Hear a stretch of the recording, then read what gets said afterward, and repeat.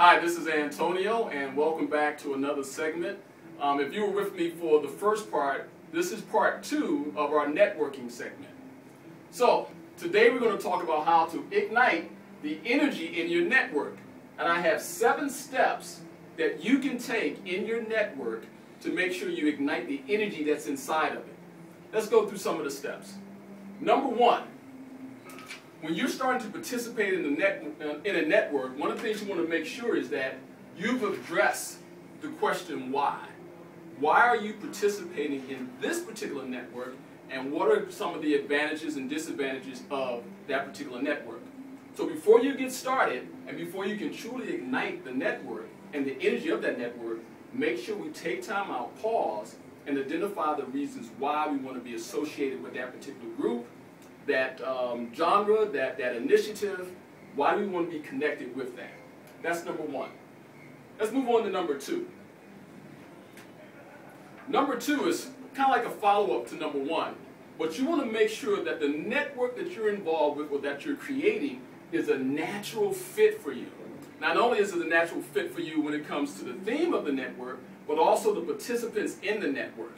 You want to make sure that you have a natural fit, a natural feeling, and things that are in common with the people that are in the network. This is going to help you with the energy of the network.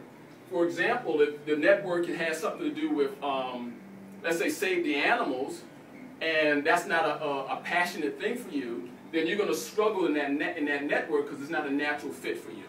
So let's make sure we pull back, ask the question why, and then also find out if it's a natural fit for us. Let's go down to number 3. Number 3 is talking about making sure you have the right motive for the group. Now, a lot of times people get into a networking group and they're not thinking about their motive for getting into the group. Some people are into a networking group because they think what they can get out of it. Well, networking is about a shared experience between everyone in the group. So make sure you check your motive. Take a moment before you get started, as you're starting or actually developing networking. If you're developing a new networking group, take time out to see if you have the right motive for participating in it or even developing it in the first place. The bottom line, the goal should be able to help one another in the group. And that would be number 3.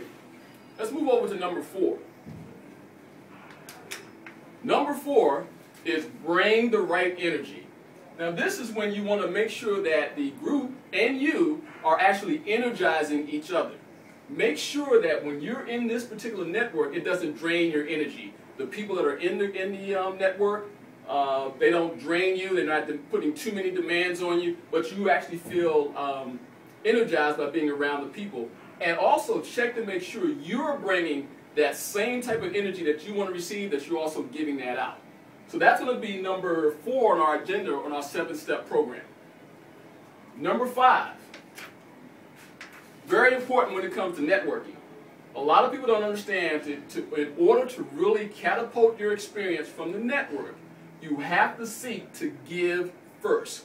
If you don't come with something to the table and give first, the other participants will kind of be standoffish or stand back and won't really gravitate to you as readily as they should because they're waiting to see what you're going to give to the relationship. Because that's what networking is all about. It's about a relationship. And in any relationship, you want to bring something to the table.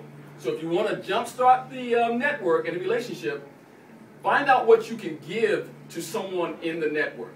And that's number 5. Let's move on to number 6. Number 6 is another very important part of networking. Good follow-up. A lot of times you'll be in situations where there will be people in the networking group and you'll be passing business cards and you'll be talking about things that you want to do in the future. But make sure you follow up with these participants. One thing that you'll do that will really let somebody down is to say that you're going to give them a call and you don't give them a call.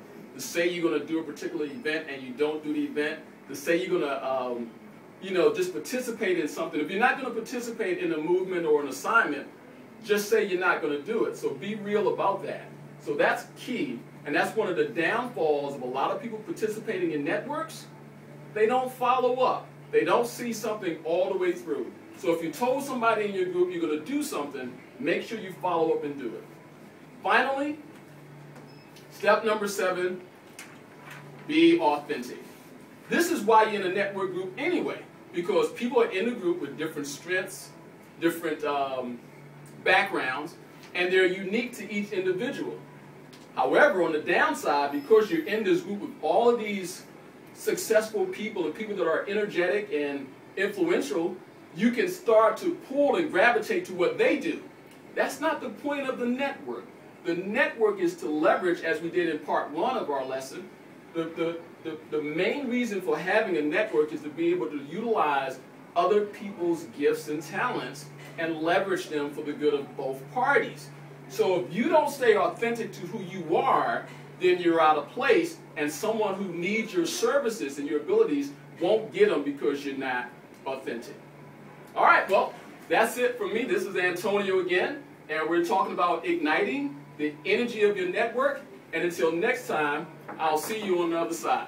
Take care now.